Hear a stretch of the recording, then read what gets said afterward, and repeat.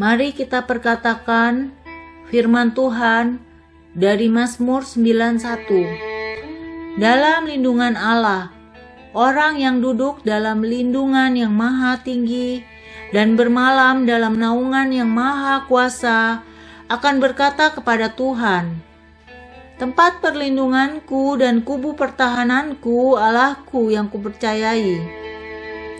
Sungguh dialah yang akan melepaskan engkau dari jerat penangkap burung, dari penyakit sampar yang busuk. Dengan kepaknya ia akan menudungi engkau, di bawah sayapnya engkau akan berlindung. Kesetiaannya ialah perisai dan pagar tembok. Engkau tak usah takut terhadap kedahsyatan malam, terhadap panah yang terbang di waktu siang, terhadap penyakit sampar yang berjalan di dalam gelap, terhadap penyakit menular yang mengamuk di waktu petang. Walau 1.000 orang rebah di sisimu dan 10.000 di sebelah kananmu, tetapi itu tidak akan menimpamu. Engkau hanya menontonnya dengan matamu sendiri dan melihat pembalasan terhadap orang-orang fasik. Sebab Tuhan ialah tempat perlindunganmu, yang maha tinggi telah kau buat tempat perteduhanmu. Malapetaka tidak akan menimpa kamu, dan tula tidak akan mendekat kepada kemahmu. Sebab malaikat-malaikatnya akan diperintahkannya kepadamu untuk menjaga engkau di segala jalanmu. Mereka akan menatang engkau di atas tangannya, supaya kakimu jangan terantuk kepada batu. Singa dan ular tedung akan kau langkahi. Engkau akan menginjak anak singa dan ular naga. Sungguh hatinya melekat kepadaku, maka aku akan meluputkannya. Aku akan membentenginya, sebab ia mengenal namaku. Bila ia berseru kepadaku, aku akan menjawab. Aku akan menyertai dia di dalam kesesakan. Aku akan meluputkannya dan memuliakannya. Dengan panjang umur akan kukenyangkan dia, dan akan kuperlihatkan kepadanya keselamatan daripadaku. Apa yang dimaksud dengan Pentakosta ketiga? Pentakosta ketiga adalah pencurahan Roh Kudus yang dahsyat di zaman ini, melebihi yang terjadi di Azusa Street. Pentakosta ketiga akan mengakibatkan penuaian jiwa yang terbesar dan yang terakhir sebelum Tuhan Yesus datang kembali. Pentakosta ketiga akan membangkitkan generasi Yeremia, yaitu anak-anak muda yang dipenuhi Roh Kudus, cinta mati-matian kepada Tuhan Yesus, tidak kompromi terhadap dosa, dan akan bergerak untuk memenangkan jiwa. Pentakosta ketiga lahir di Indonesia dan bergerak ke bangsa-bangsa. Gerakan ini dari timur ke barat dan akan kembali ke Yerusalem. Pentakosta ketiga akan memberikan kuasa untuk menyelesaikan amanat agung, dan setelah itu Tuhan Yesus datang kembali. Shalom saudara, apa kabarnya? Pasti tetap bersemangat dan bersuka cita senantiasa. Nah, edisi Voice of Pentecost kali ini, kita akan membahas tentang tertanam di gereja lokal. Mungkin saudara pernah mengalami di mana aspirasimu ditolak di gereja lokal, atau pernah merasa dicuekin oleh gembala. Mungkin pernah dikecewakan, dan berujung kita pindah-pindah gereja, mencari tempat yang nyaman untuk beribadah. Saya ingin katakan bahwa saudara harus tetap tertanam di gereja lokalmu. Markus 4 ayat 26-29 memuat sebuah perumpamaan singkat tentang kerajaan Allah yang digambarkan dengan proses bercocok tanam. Ayat 27 berkata, lalu pada malam hari ia tidur dan pada siang hari ia bangun. Dan benih itu mengeluarkan tunas, dan tunas itu makin tinggi. Bagaimana terjadinya tidak diketahui orang itu. Setiap proses untuk bertumbuh yang dialami sebuah benih terjadi di dalam tanah. Di tempat gelap, di mana tidak seorang pun yang bisa melihat dan mengetahuinya. Demikian pula dengan setiap kita sebagai benih. Ketika kita berkomitmen untuk tertanam di gereja lokal, kita akan mengalami berbagai proses yang mungkin tidak nyaman. Dan setiap proses tersebut tidak dapat dilihat oleh orang lain. Sayangnya, banyak orang yang menyerah ketika melewati proses krusial ini. Banyak yang tergoda untuk melihat rumput tetangga yang selalu terlihat lebih hijau dibandingkan rumput di rumah sendiri. Ingat, yang terlihat oleh mata kita hanyalah hasil akhirnya yang sudah tampak baik. Sementara yang tidak kita lihat adalah proses yang juga dialami oleh rumput tetangga ketika baru disemai dan masih di dalam tanah. Di era pandemi COVID-19 ini, di mana kita harus beribadah secara virtual, semua gereja berlomba-lomba dalam menyajikan konten yang terbaik, display yang estetik, musik yang menarik, dan kemampuan editing yang kekinian.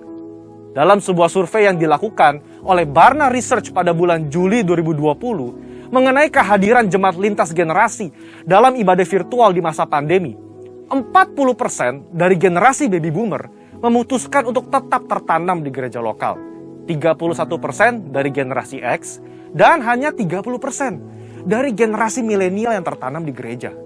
Padahal, benih yang terus-menerus dipindah media tanamnya akan membutuhkan waktu untuk beradaptasi di tanah yang baru.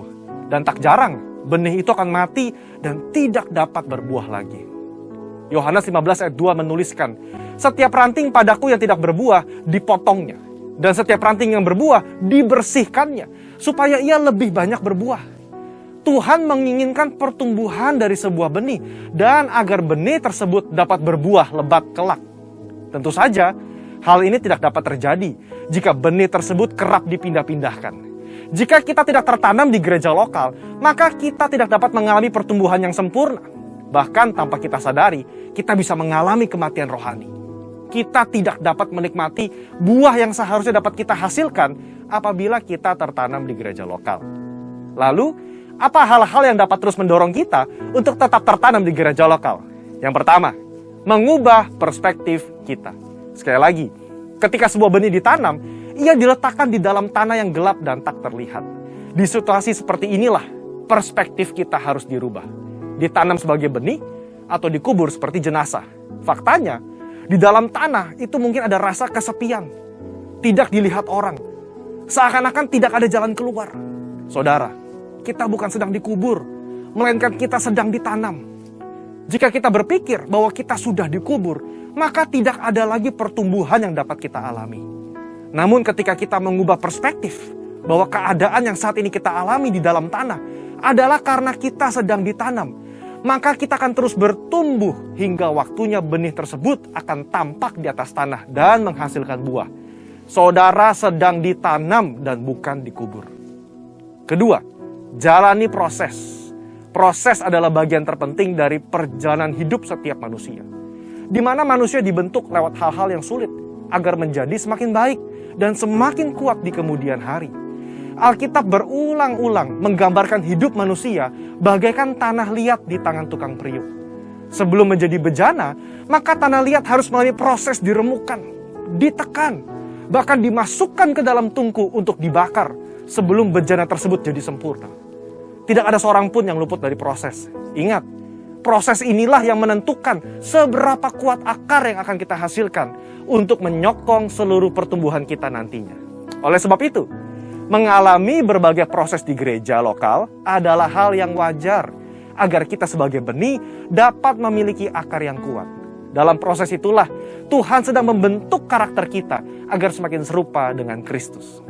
Yang ketiga, berhenti membanding-bandingkan. Kita tahu cerita tentang Lea yang selalu merasa tidak dicintai oleh suaminya Yakub, karena Yakub lebih cinta kepada Rahel, istri keduanya. Pada saat itu, Lea melahirkan 3 anak laki-laki bagi Yakub, sementara Rahel mandul. Lea yang terus-menerus membandingkan cinta dari Yakub kepada Rahel merasa sedih, tertekan, kesepian, sampai ia mencurahkan perasaannya lewat arti nama yang diberikan ke 3 anaknya. Kalau Lea terus-menerus membandingkan dirinya dengan Rahel, ia tidak dapat melihat berkat yang diberikan Allah kepadanya, yaitu anak-anak yang dikaruniai. Sama seperti kisah Lea, ketika kita sibuk membanding-bandingkan, kita tidak bisa melihat berkat yang telah Allah sediakan. Dalam konteks ini, ketika kita terus membanding-bandingkan gereja lokal kita, pemimpin kita, rekan sepelayanan kita dengan gereja orang lain, kita tidak dapat melihat berkat dan tujuan yang telah Allah tetapkan ketika ia menempatkan kita di gereja lokal kita saat ini. Keputusan yang paling tepat bagi sebuah benih adalah untuk tetap tertanam di mana ia ditempatkan. Sebagai benih yang ditanam di gereja lokal, mari ubah perspektif kita bahwa kita sedang ditanam dan bukan dikubur. Jalani proses dengan ucapan syukur dan berhenti membanding-bandingkan. Maka pada waktunya kita akan bertumbuh dan berbuah lebat. Sehingga buah tersebut dapat kita nikmati dan juga dinikmati oleh orang lain. Untuk penjelasan lebih lengkapnya dari tim teologi kami, silakan buka link yang ada di atas atau scan QR Code yang tersedia. Salam integritas, Tuhan Yesus memberkati.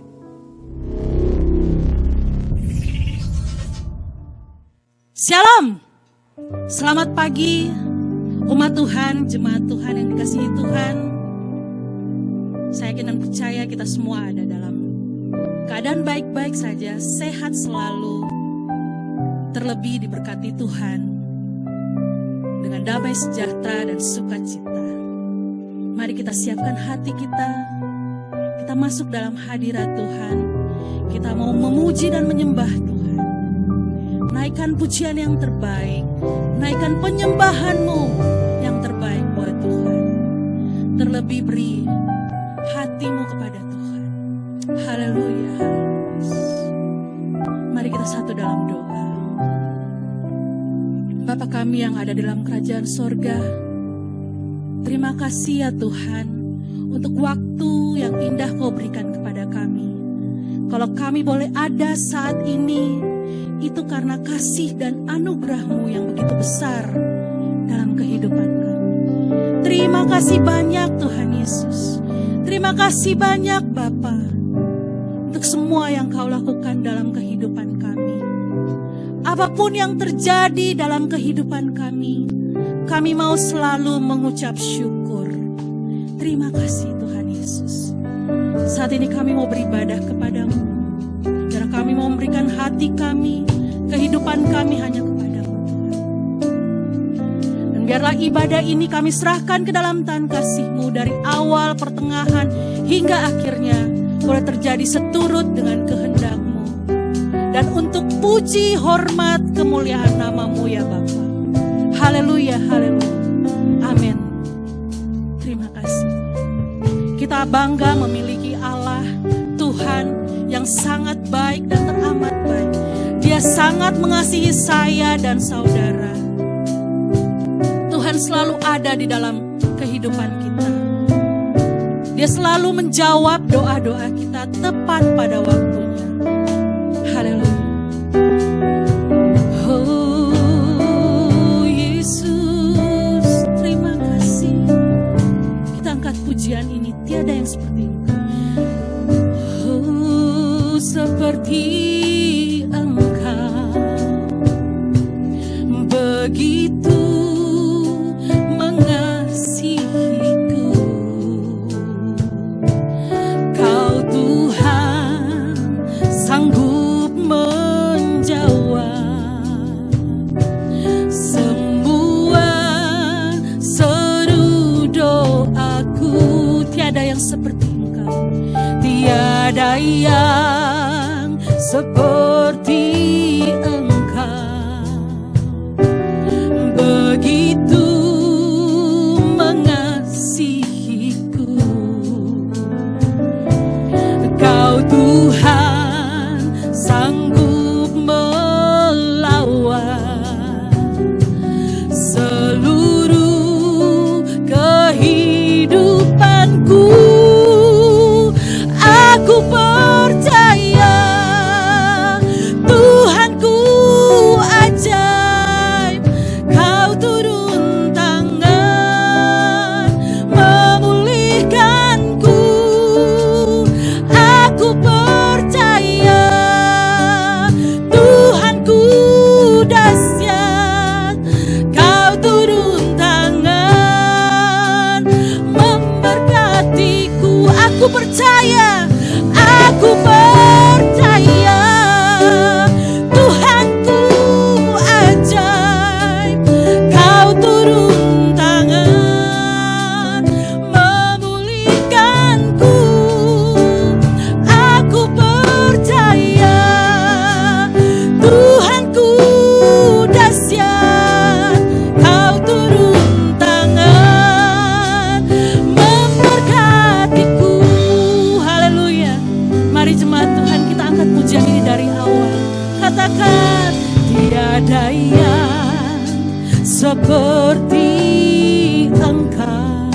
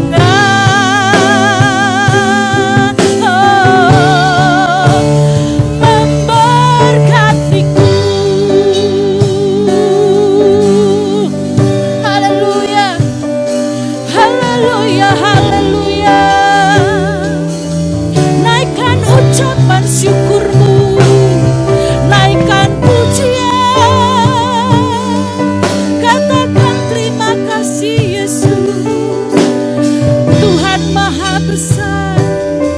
Glory, haleluya.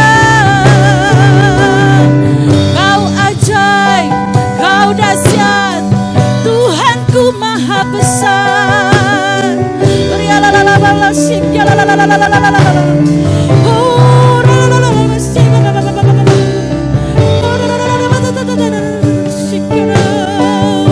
Sembah Dia, sembah Dia. Angkat tanganmu, naikkan syukur. Sembah Dia. Haleluya, haleluya, haleluya. Glory, glory, haleluya. Allahku maha besar, Tuhanku dahsyat, ajaib perbuatanmu dalam hidup kami. Terima kasih Tuhan, terima kasih Yesus. Kami bangga memiliki Allah seperti-Mu Tuhan. Kau sungguh dahsyat dalam kehidupan kami. Kau nyata dalam kehidupan kami. Kau berkarya dalam kehidupan kami Tuhan. Terima kasih Tuhan Yesus. Haleluya, haleluya, haleluya. Kau sungguh dahsyat. Dan kami percaya itu Tuhan. Tangan-Mu yang akan memberkati kami. Haleluya, haleluya. Glory bagi-Mu Yesus. Terima kasih Tuhan. Allah Roh Kudus, Kau menjamah setiap kami. Kau melawat umat-Mu dimanapun mereka berada. Kau lawat mereka satu persatu. Kau penuhkan mereka dengan Roh-Mu Tuhan. Haleluya, haleluya. Sehingga yang sakit boleh disembuhkan. Dalam kesusahan Tuhan Kau buka jalan keluar. Dalam kelemahan Tuhan Kau beri mereka kekuatan. Yang tidak ada pengharapan Kau beri pengharapan.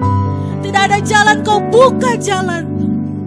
Haleluya, haleluya Yesus. Iman kami percaya kepadamu Tuhan.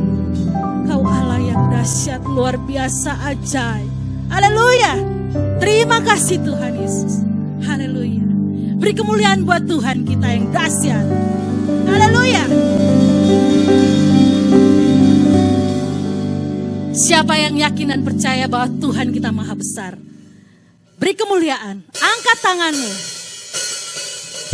Mari kita nyatakan. Tuhan maha besar. Tuhan itu dahsyat. Kuasanya menghancurkan musuh. Haleluya. Sebab Tuhan maha besar dan sangat terpuji. Dia lebih dahsyat dari segala Allah. Sebab Tuhan maha besar dan sangat terpuji.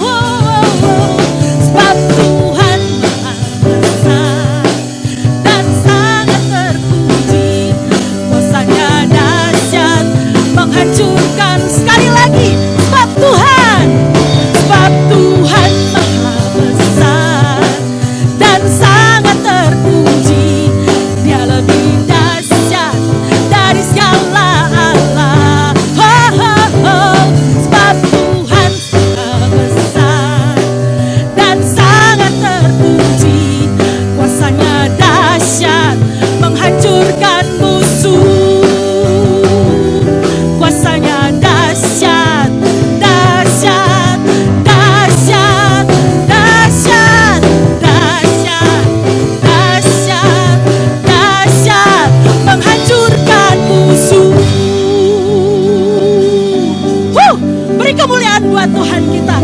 Dia sungguh dahsyat. Haleluya.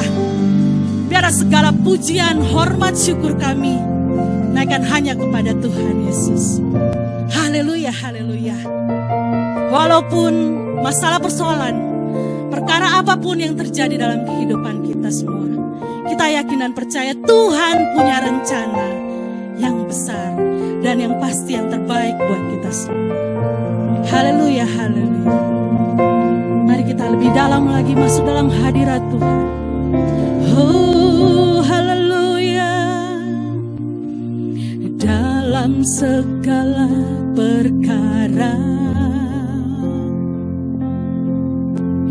Tuhan punya rencana yang lebih besar dari semua yang terpikirkan. Apapun yang kau perbuat, tak ada maksud jahat. Sebab itu kulakukan semua denganmu Tuhan. Ku tak akan menyerah pada apapun juga. Sebelum ku coba semua yang ku bisa, tetapi ku berserah kepada kehendak-Mu. Hatiku percaya Tuhan punya rencana. Ku tak akan menyerah. Ku tak akan menyerah pada apapun juga.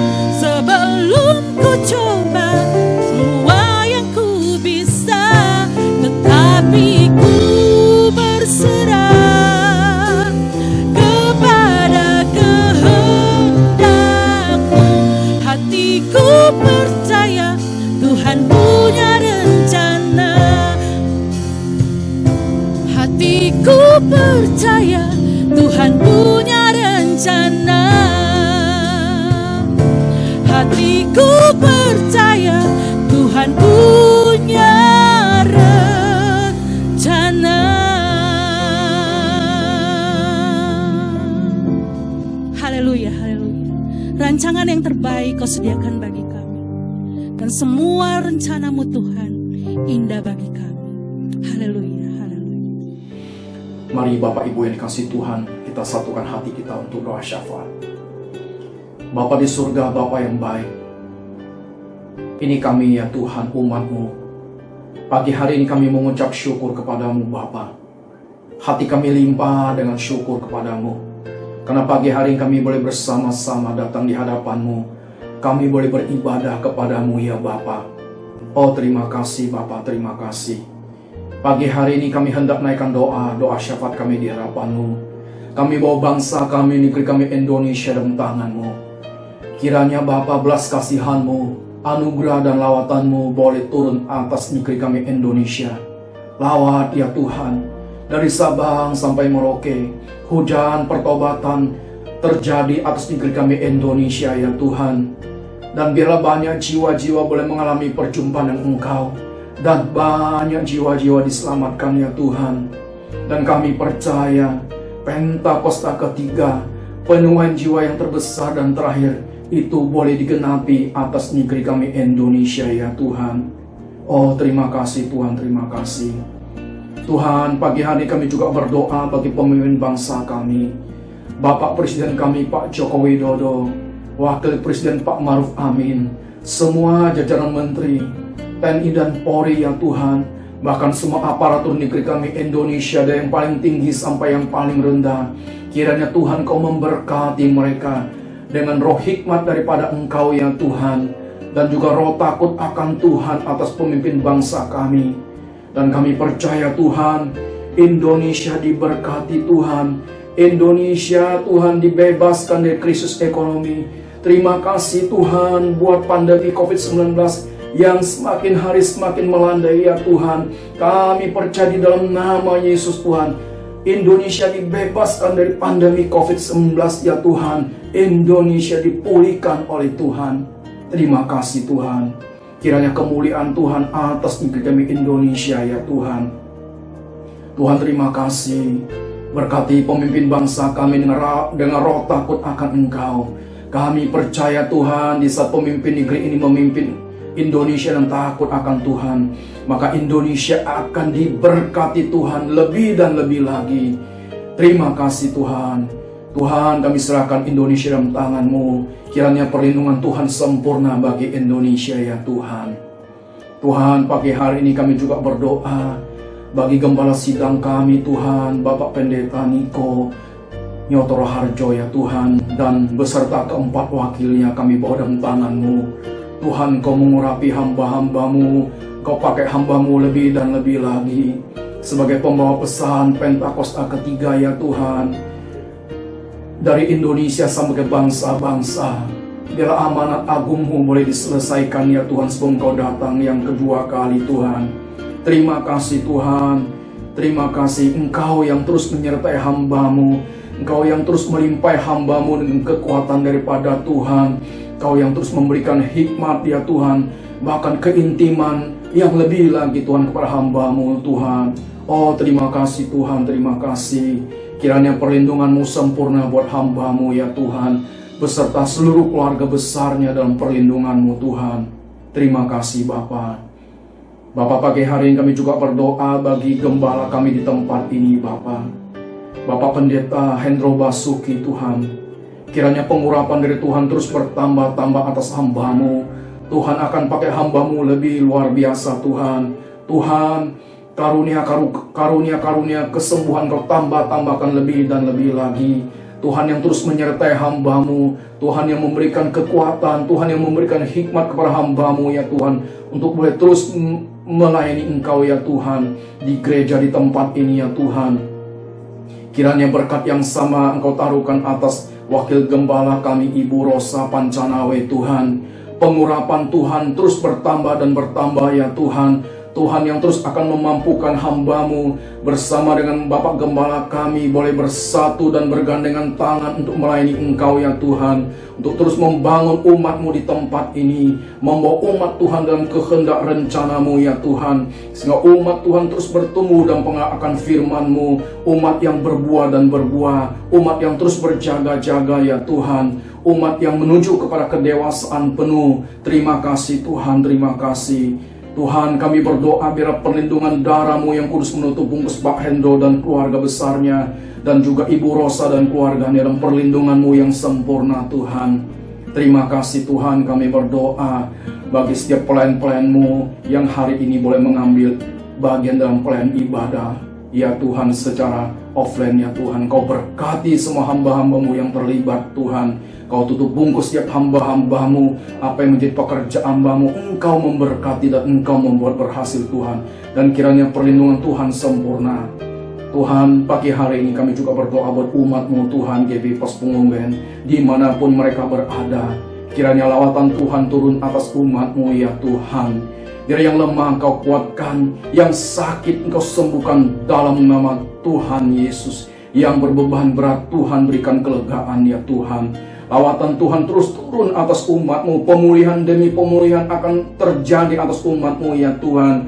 Sehingga umat-Mu terus dibangun di atas dasar kebenaran firman-Mu. Menjadi umat Tuhan yang kuat, umat yang berbuah, dan umat yang menanti-nantikan Tuhan. Oh terima kasih Tuhan. Kiranya perlindungan Tuhan sempurna. Biar darah-Mu yang kudus menutup bungkus umat-Mu dimanapun mereka berada. Apa yang mereka kerjakan Tuhan memberkati dan Tuhan membuat berhasil. Terima kasih Tuhan. Kalau pagi hari ini sebentar kami boleh mendengarkan sebagian kebenaran firman-Mu Tuhan, hamba-Mu yang Kau utus Tuhan, Kau urapi, Kau pakai hamba-Mu ini Tuhan, sampaikan isi hati-Mu ya Tuhan. Biar setiap perkataan yang keluar dari mulut bibir hamba-Mu itu semuanya berasal daripada-Mu ya Tuhan. Dan Tuhan juga Engkau memberkati setiap kami umat-Mu pagi hari ini yang beribadah Tuhan. Kau memberkati telinga kami seperti telinga seorang murid Tuhan. Kau memberkati hati kami seperti tanah yang subur ya Tuhan. Sehingga kebenaran firman Tuhan yang kami dengar itu boleh bertumbuh dan berbuah dalam kehidupan kami. Dan biar kami semua menjadi pelaku-pelaku firman-Mu Tuhan. Oh terima kasih Tuhan, kami serahkan ibadah pagi hari dalam tangan-Mu. Hanya di dalam nama Tuhan Yesus kami mau sambut kebenaran firman-Mu. Sama-sama kita katakan, amin.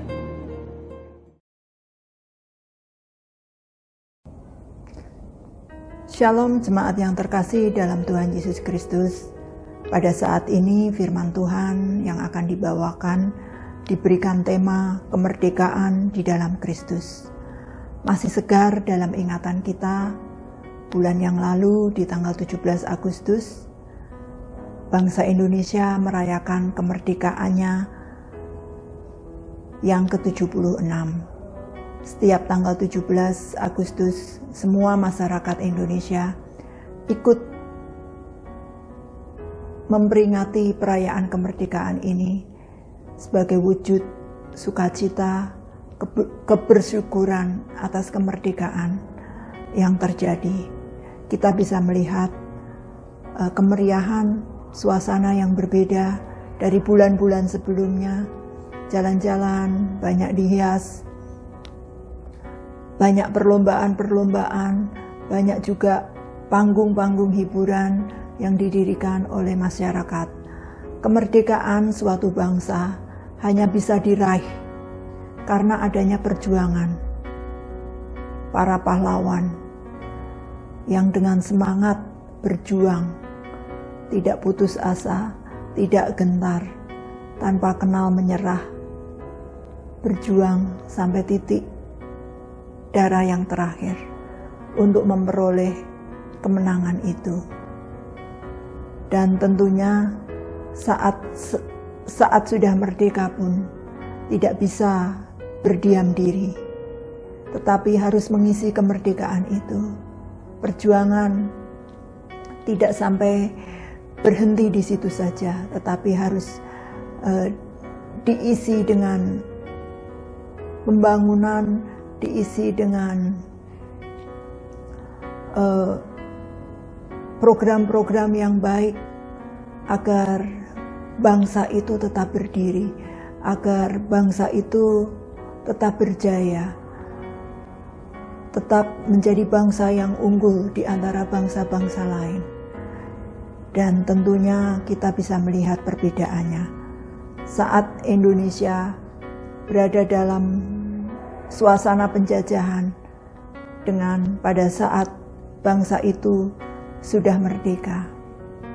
Secara duniawi, kemerdekaan dicapai dengan adanya perjuangan secara fisik.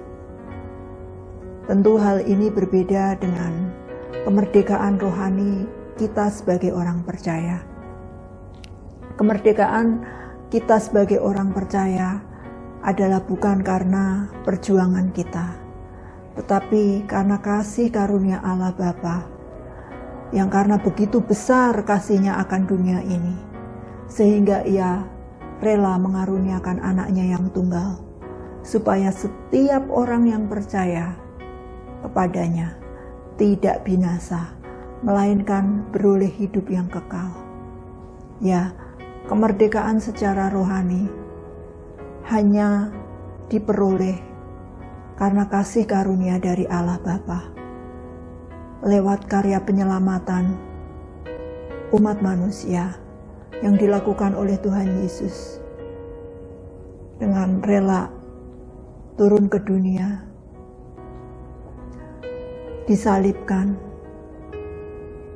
mati, dikuburkan, dan bangkit kembali demi membebaskan setiap umat manusia dari penghukuman dosa dan upah dosa. Karena saat manusia jatuh ke dalam dosa, kita tidak mampu lagi untuk melepaskan dari cengkraman maut itu. Perbuatan baik saja tidak cukup untuk membebaskan kita dari penghukuman kekal. upah dosa adalah maut. Untuk bisa menikmati kehidupan kekal, kemerdekaan yang sepenuhnya, dibutuhkan seorang pahlawan yang mau membebaskan kita, yang rela menebus kita, yang rela mengorbankan dirinya, supaya kuasa dosa itu dikalahkan,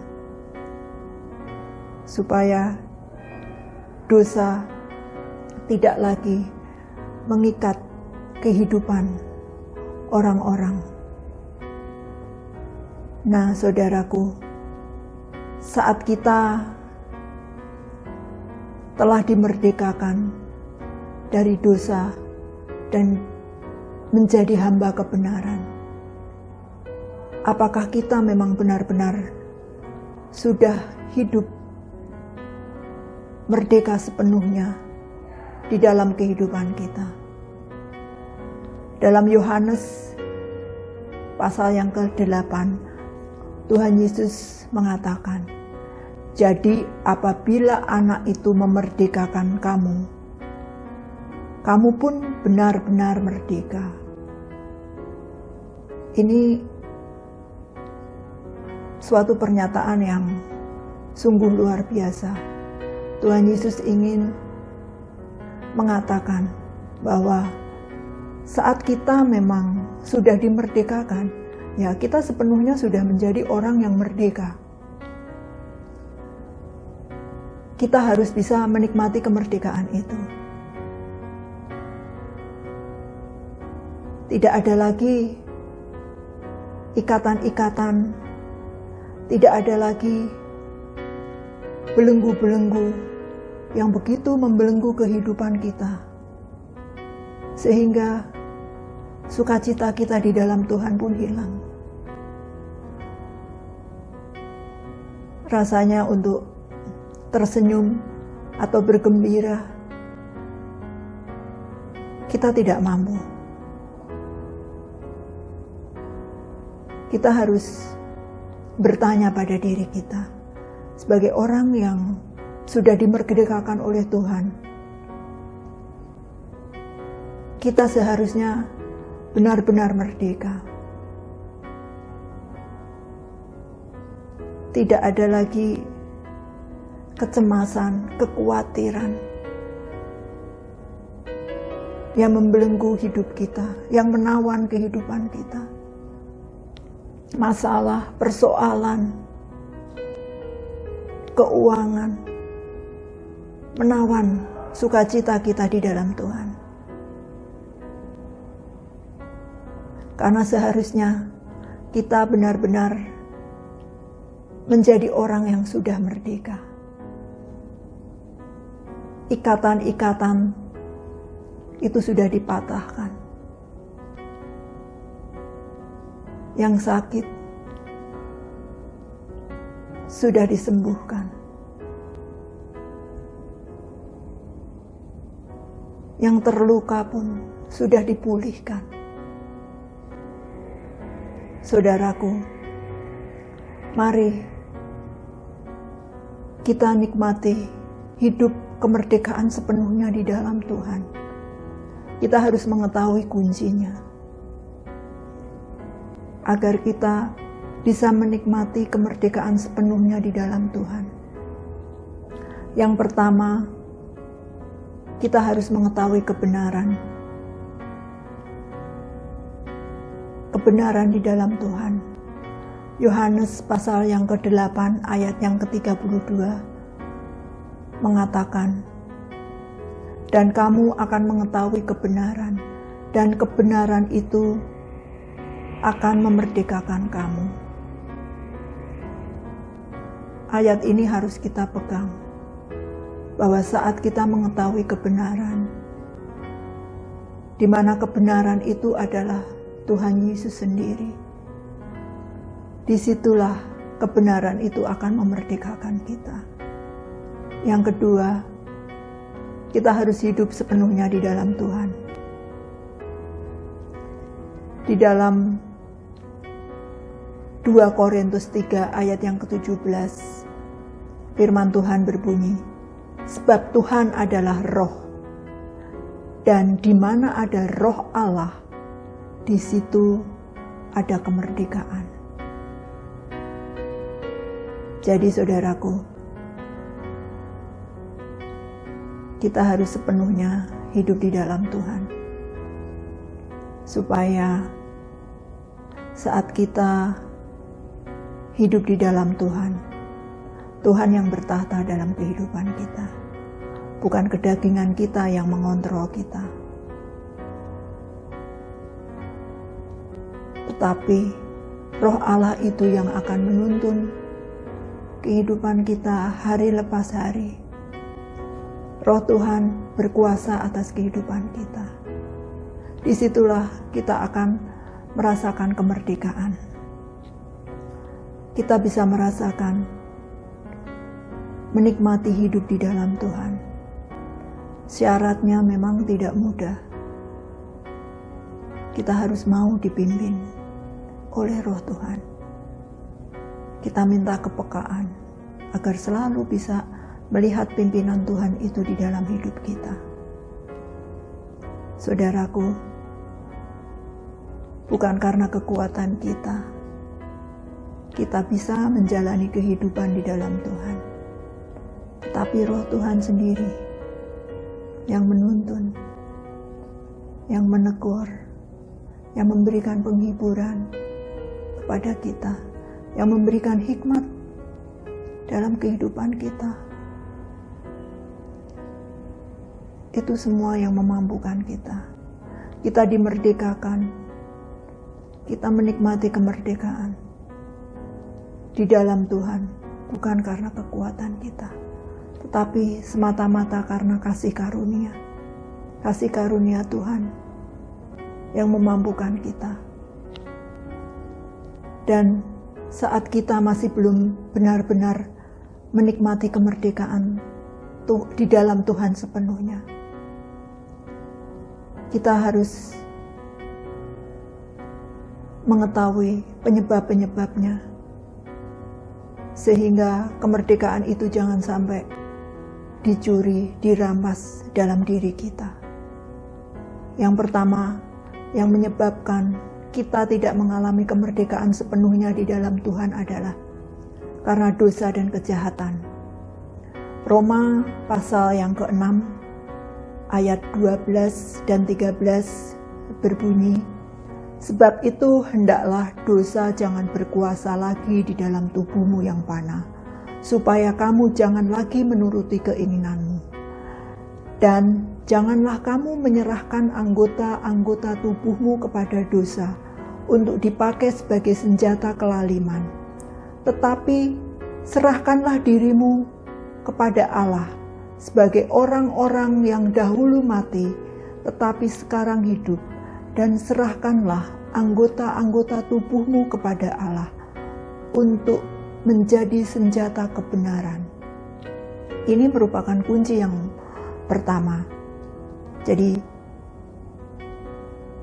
janganlah dosa itu menguasai tubuh kita lagi, sehingga kita lebih menuruti keinginan daging kita. Nah, bagaimana kita bisa belajar untuk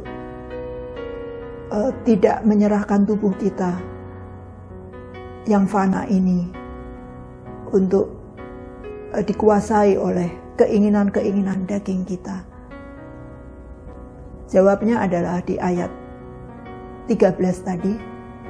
Kita harus menyerahkan anggota tubuh kita untuk menjadi senjata kebenaran. Saat kita menjadi senjata kebenaran, kita menyerahkan, kita mempersembahkan kehidupan kita untuk menyatakan kemuliaan Tuhan. Dosa tidak akan menguasai lagi kehidupan kita, karena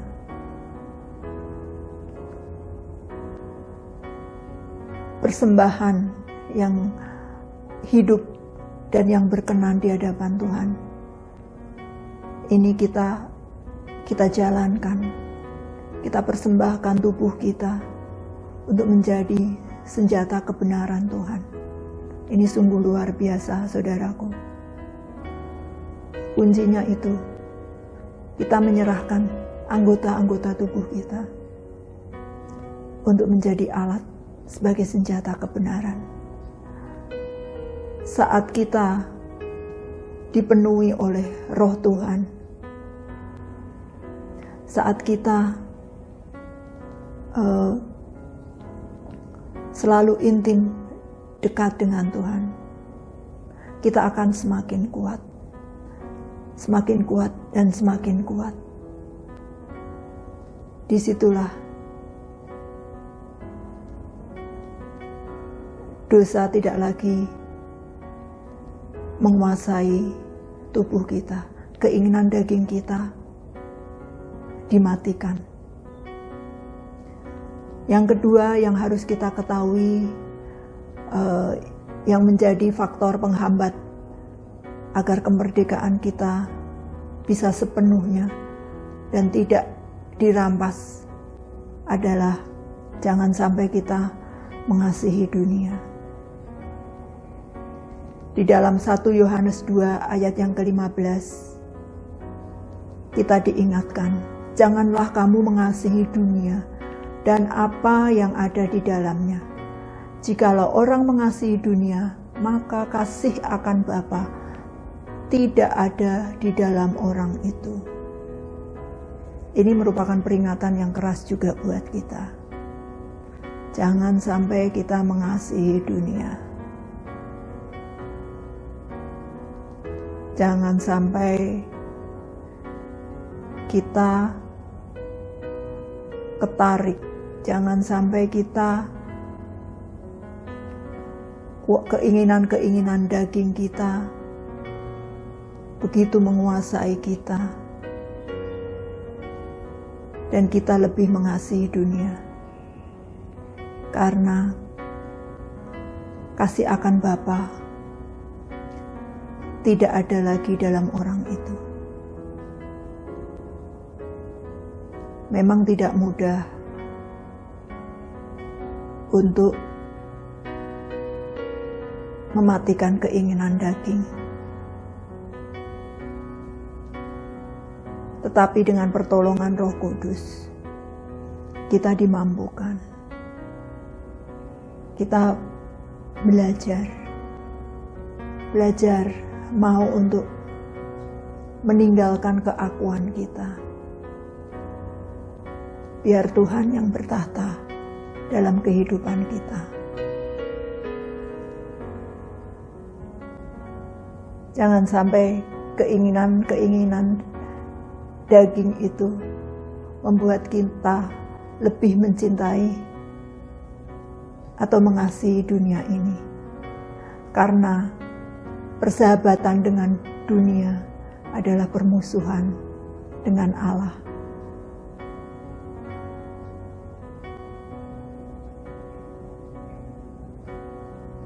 Sebagai pengikut Kristus, kita harus memikul salib setiap hari. Artinya, kita mau belajar mematikan kedagingan kita. Kita mau belajar ketaatan. Kita mau belajar lebih peka lagi akan tuntunan Tuhan. Saat ada ketaatan, kasih Bapa akan selalu ada dalam diri kita. Dan hal yang ketiga yang menyebabkan kita tidak bisa menikmati sepenuhnya kemerdekaan di dalam Tuhan adalah tidak adanya pembaharuan budi. Dalam Roma yang ke-12 ayat yang kedua, kita diingatkan, janganlah kamu menjadi serupa dengan dunia ini, tetapi berubahlah oleh pembaharuan budimu, sehingga kamu dapat membedakan manakah kehendak Allah, apa yang baik, yang berkenan kepada Allah, dan yang sempurna. Lewat ayat ini kita semua diingatkan agar kita memiliki pembaharuan budi, kita memiliki pembaharuan mindset kita. Seringkali karena kita membiarkan pikiran kita dikontrol oleh hal-hal yang negatif, seringkali ini menimbulkan sukacita kita berkurang. Kita tidak bisa menikmati sukacita sepenuhnya di dalam Tuhan. Kita ada di bawah ikatan-ikatan. Kita terbelenggu hanya karena masalah pikiran. Pikiran kita yang salah menilai segala sesuatu. Sangat penting bagi kita sebagai orang percaya untuk meminta hikmat Tuhan dalam menghadapi setiap masalah, supaya kita memiliki pembaharuan budi. Kita belajar untuk berpikir positif. Maka banyak berkat-berkat yang ditambahkan. Banyak hal-hal positif yang muncul. Kita menjadi pribadi yang berbeda. Pribadi yang berkenan kepada Allah. Lewat ayat ini, kita semua diingatkan agar kita memiliki pembaharuan budi, supaya kita bisa membedakan mana yang baik, mana yang jahat, mana kehendak Allah, mana yang bukan, sehingga semua itu berkenan di hadapan Tuhan. Dan hal terakhir, supaya sukacita kita, kemerdekaan kita penuh di dalam Tuhan, kita harus mau hidup dipimpin oleh Roh.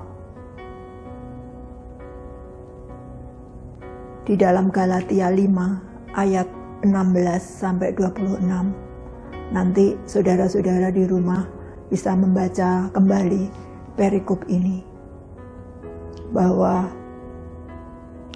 saat kita mau hidup di dalam Roh, saat kita mau di bawah pimpinan Roh Kudus, maka akan muncul buah Roh di dalam hidup kita. Dan manifestasi dari buah Roh itu sangat jelas terlihat dalam kehidupan kita. Kita menjadi umat-umat pemenang karena manifestasi buah Roh di dalam hidup kita.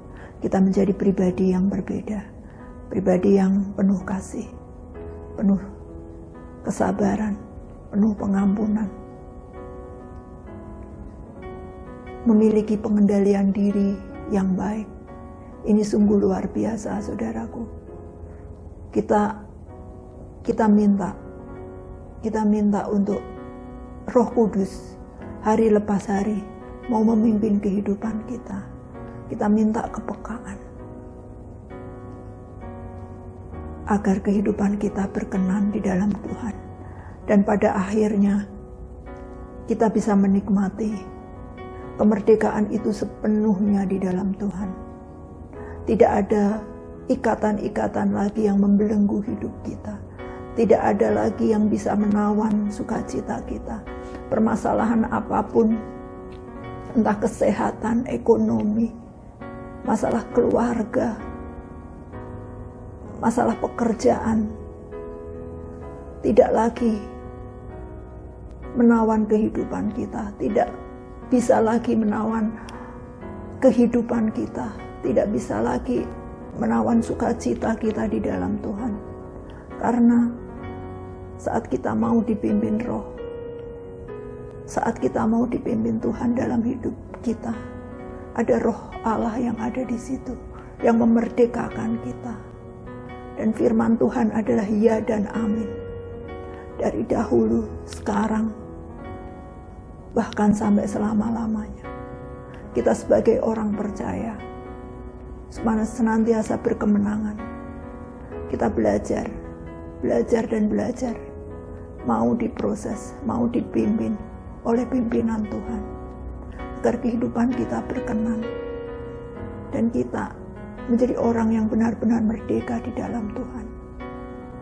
Biarlah saudaraku, Tuhan yang memampukan saudara dan saya agar benar-benar merdeka,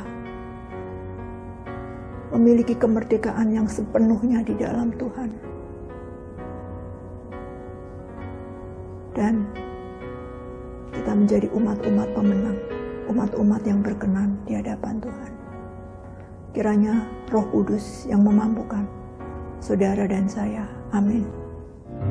Ku tak akan menyerah pada apapun juga, sebelum ku coba semua yang ku bisa, tetapi ku berserah kepada kehendak-Mu. Hatiku percaya Tuhan punya rencana.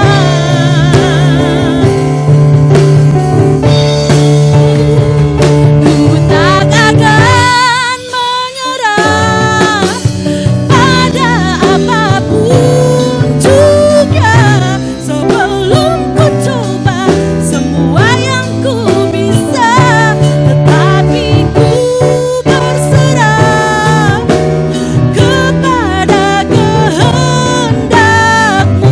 Hatiku percaya Tuhan punya rencana. Hatiku percaya Tuhan punya rencana. Hatiku percaya Tuhan punya rencana.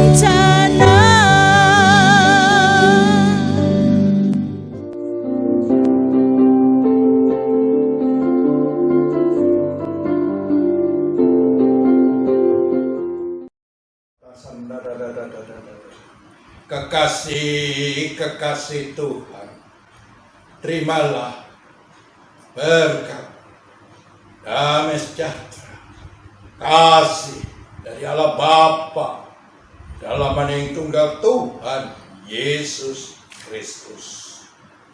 Pertolongan, penghiburan, serta kuasa dari Roh Kudus menyertai saudara sekalian mulai saat ini sampai Tuhan Yesus datang kali yang kedua, bahkan sampai selama-lamanya. Yang percaya katakan amin. Selamat pagi, selamat berhari Minggu. Tuhan memberkati.